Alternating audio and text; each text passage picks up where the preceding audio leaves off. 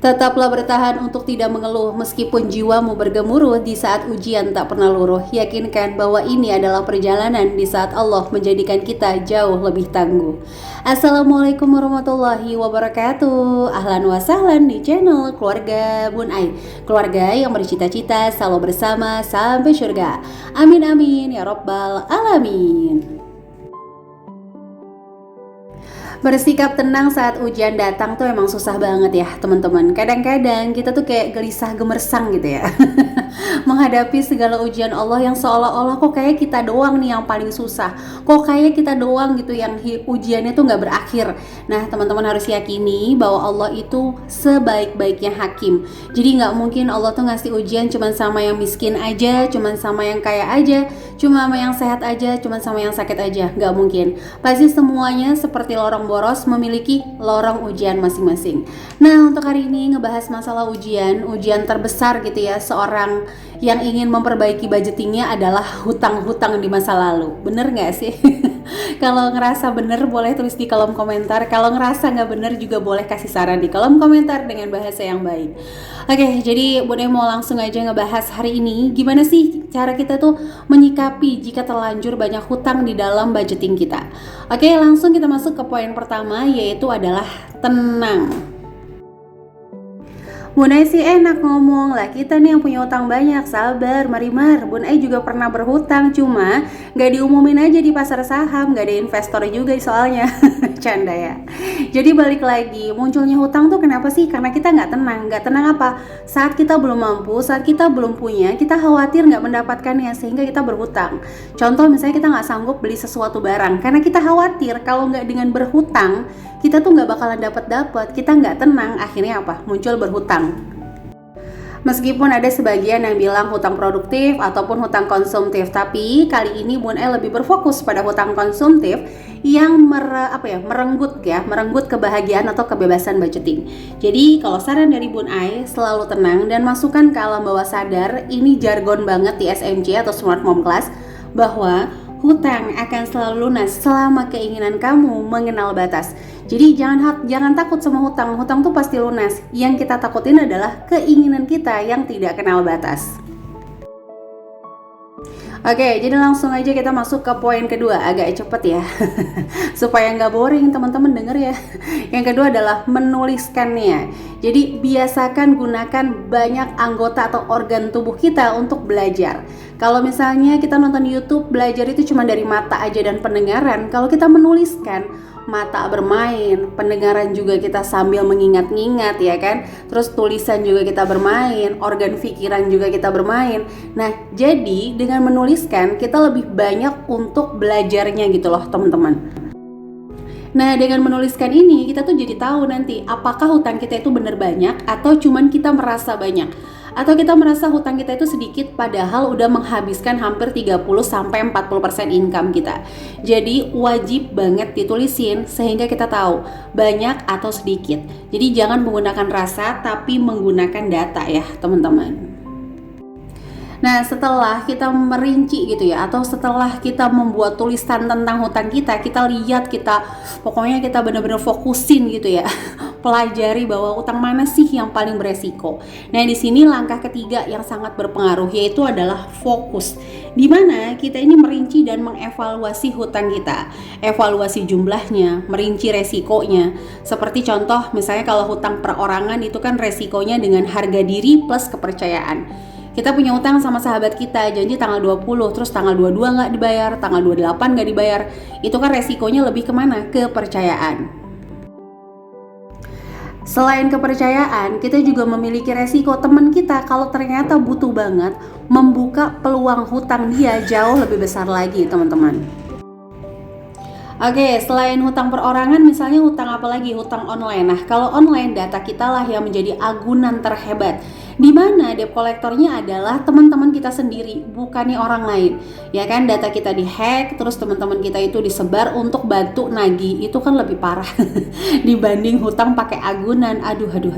Hindarilah ya hutang-hutang online kalau menurut Bun Ai pribadi. Ya kalau ngomongin siapa sih yang pengen ngutang, iya benar. Tapi kan kita nggak pernah tahu ya ke depannya. Kayak Bun Ai pribadi mungkin hari ini ngomong seperti ini tiba-tiba keadaan mendesak, terus ibarat ya waktunya mepet, ya mau nggak mau misalnya. Meskipun kita selalu berdoa sama Allah untuk dijauhi dari hutang-hutang yang apalagi di atas kemampuan kita. Nah, beda dengan hutang yang lembaga gitu ya. Kalau hutang sama lembaga tuh ditagihnya masih by phone, terus diingatkan lewat surat juga secara personal. Mereka datang juga ibaratnya punya aturan main masing-masing, nggak bisa langsung tiba-tiba ngomel-ngomel nggak jelas, enggak. Tapi ingat, kita punya resiko aset kita nih yang bakalan disita sama mereka. Nah, dengan mengevaluasi hutang tersebut, dengan merinci resiko tersebut, kita tahu nih, kira-kira resiko mana nih yang paling banget aku pengen hindari. Mulai fokus dari resiko yang teman-teman nggak mau. Misalnya, aku nggak mau deh hilang kepercayaan. Aku lebih baik temanku percaya yang asetku diambil juga nggak apa-apa. Nah, berarti kita lunasi dulu hutang secara perorangan. Nah, untuk melunasi utang tersebut kan kita juga punya strategi kan ya. Balik lagi, nanti kita akan bahas di poin kelima untuk membuka sekilas strategi-strategi melunasi hutang, tapi tidak secara rinci ya. Nanti untuk strategi melunasi hutang, insya Allah Bunai bakalan upload di video lanjutannya, karena takutnya durasinya kepanjangan, teman-teman bakalan boring. Nah, oke, setelah kita ngerasa nih ya bahwa hutang kita itu udah kita rinci, maka selanjutnya kita menentukan budget. Budget itu dari mana? Mulai atur budget gaji dengan gajian dikurangi kewajiban yang bakalan dilunasin. Oke, sebagai contoh aja, ini mohon maaf banget.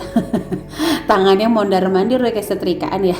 Itu baby Agnes teman-teman di pojokan pengen ngambil daun-daun yang ada di buku. Masya Allah, ini tuh aksesoris sebenarnya yang kayaknya nggak fungsi juga ya, nggak menambah keindahan estetik video Bunai. Tapi nggak apa-apa lah ya, namanya juga Bunai usaha ya teman-teman. Oke, jadi lanjut ya. Jangan stres banget ngomongin hutang, please banget. Kamu harus maafin masa lalu kamu. Setiap orang tuh punya masa lalu, sama lah kayak naik motor. Bunai selalu ngomong kayak gitu. Ada spion kiri kanan, dilihat sesekali. Jangan fokus ke kiri dan ke kanan. Jadi jangan fokus sama masa lalu. Kita fokus sama masa depan. Gak mungkin kok Allah tuh lahirin kita cuma buat sedih doang, tuh gak mungkin. Gak mungkin kok Allah tuh ngasih kehidupan kita cuma buat diuji aja, tuh gak mungkin. Kalaupun itu terjadi, emang dunia itu tempatnya ujian teman-teman. Akhirat tempatnya pembalasan. Waduh, kok jadi kultum ya. Pokoknya semangat gitu maksudnya Bunai. Kadang tuh di SMC udah pada nggak semangat budgeting ya, itu karena banyak hutangnya. Ya udah, jadi di video ini Bunda mau menyemangati orang-orang dengan misalnya udah ngerasa hutangnya banyak banget, semangat lah. Pokoknya pasti lunas, pasti lunas, pasti lunas. Oke, jadi lanjut aja kita masuk ke poin keempat, yaitu adalah mengatur budget. Budget di sini setelah teman-teman rinci hutang, mulai deh fokuskan. Mau tahun ini atau mau bulan ini yang difokusin dulu ya. Jadi jangan dipecah-pecah gitu, difokusin dulu. Yang kira-kira nih aku bakalan mepet banget anggarannya untuk lunasin si A, si B, dan si C misalnya. Nah, berarti gajiannya itu adalah gajian dikurangi budget atau kewajiban untuk membayar hutang, sisanya dipepet untuk kebutuhan. Oke, kalau ada pertanyaan, Bunda gimana nih? Aku gajian tuh udah terlanjur boncos banget. Nanti bakal Bunda bahas di video lanjutannya. Waduh, pokoknya ngomongin hutang nih kayaknya ngebahas 3 video nih. Mudah-mudahan sih teman-teman gak bosan buat mampir dan mampir lagi ya. Nah, jadi yang seperti Bona bilang tadi, setelah gajian kita kurangi kewajiban yang bakalan kita lunasi lebih dulu adalah sisanya untuk kebutuhan. Please, di momen ini kalau hutang yang mepet semua, jangan berpikir menabung dulu, karena melunasi hutang sama dengan berjihad teman-teman. Ini melunasi kewajiban, gak main-main. Kita melepas beban dunia kita, juga melepas beban akhirat kita. Karena hutang itu satu-satunya yang ketika meninggal dunia, bahkan mati syahid pun gak bisa dimaafkan kesalahannya. Jadi anggap kita tuh harus serius. Soalnya ya kita jangan berpikir, nabung dulu ya, aku gak punya tabungan. Enggak. Kita pokoknya fokus dulu, kecuali ya hutang jangka panjang yang akadnya udah jelas, itu bisa beriringan, sama-sama itu boleh, sambil nabung, sambil lunasin hutang itu boleh teman-teman. Nah, langkah kelima itu adalah mulai fokuskan pada strategi melunasi hutang. Bisa menggabungkan beberapa hutang pada satu jaminan jika memungkinkan, atau ada pihak keluarga diskusi, pihak suami, pihak istri, siapa tahu bisa membantu untuk menggabungkan hutang tersebut ya, sehingga teman-teman bisa jauh lebih berfokus. Tapi ini hanya salah satu pilihan. Pilihan-pilihan lainnya untuk strategi melunasi hutang bakalan Bunai bahas di video full, satu video maksudnya. Karena kalau di sini takutnya durasinya kepanjangan. Jadi kita benar-benar menentukan strategi untuk melunasi hutang. Atau teman-teman juga bisa nih untuk membidik hutangnya tuh perlahan-lahan dari yang paling kecil. Jadi jangan pernah ragu untuk melunasi hutangnya dari yang paling kecil dulu. Contoh, oke, aku lunasin hutang sama si A deh bulan ini, fokus. Atau misalnya aku lunasinnya yang ini dulu sama yang ini dulu, misalnya udah 10, ternyata bulan ini bisa ngelunasin yang nomor 2 sama nomor 3. Nah, itu dilunasin pelan-pelan teman-teman. Nah, yang terakhir adalah ini yang paling penting kalau menurut Bun Ai, kalau mau berhasil untuk ngelunasin hutang dan tidak terjerumus lagi sama hutangnya, adalah ubah plus tambah. Ubah circle pergaulan kamu dari yang konsumtif menjadi produktif. Dimana misalnya circle kamu tuh selalu ngomongin hal-hal yang membangkitkan giroh jiwa ngutang kamu, kayak meremehkan hutang 10.000, nanti dicicil setahun juga lunas. Ingat, setahun 12 bulan kamu mengikat penghasilan kamu untuk barang-barang yang konsumtif, itu sangat-sangat menyedihkan kalau menurut Bun Ai. Nah, kalau untuk tambahnya di sini adalah mulai cari circle yang memang mereka itu memiliki income tidak dalam satu sumber. Kadang seorang pengusaha aja itu kan nggak punya usaha cuma satu ya teman-teman, tapi beberapa. Sehingga itu kayak tambal sulam, yang ini turun, yang ini naik, yang ini naik, yang ini turun, misalnya kayak gitu. Nah sama, usahakan tidak memiliki satu sumber income, sehingga kalau misalnya ada income yang lain gitu, hutang-hutang ini kan bisa jauh lebih cepat ya teman-teman. Atau ada sumber penghasilan lah yang lain yang bisa kita harapkan.